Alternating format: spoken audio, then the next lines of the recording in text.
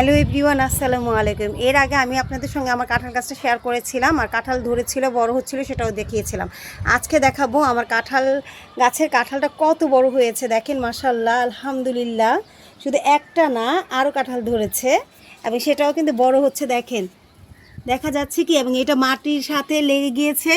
আমি একটা কাগজ বা পলিথিন দিয়ে এটাকে করে দিয়েছি। এখন এটাকে আসলে ঠিক হচ্ছে কিনা বুঝতেছি না, গরমে আবার আমার কাঁঠালটা নষ্ট হয়ে যায় কি না। এই যে, কিন্তু এটা যদি আমি না দেই তাহলে দেখা যায় যে নিচে মাটির সাথে লেগে যায়। আমি সরাই দিচ্ছি। এই যে দেখেন, আলহামদুলিল্লাহ, আমার কাঁঠাল গাছের কাঁঠালগুলো দেখেন কত বড় বড় হয়েছে।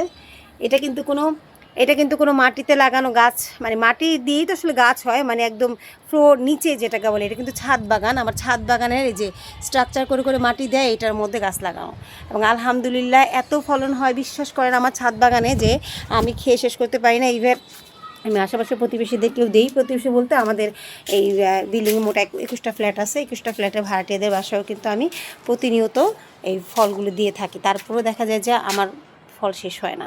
আবার দেখেন, এই যে ফুল গাছগুলো দেখেন কী পরিমাণ ফুল ফুটেছে, দেখেন আলহামদুলিল্লাহ। দেখেন, আপনারা কিন্তু চাইলে এরকম একটা ফুল গাছ লাগাইতে পারেন। একটা ফুল গাছের ফুল দেখলেই আপনারা শান্তি, মনে শান্তি, আলহামদুলিল্লাহ।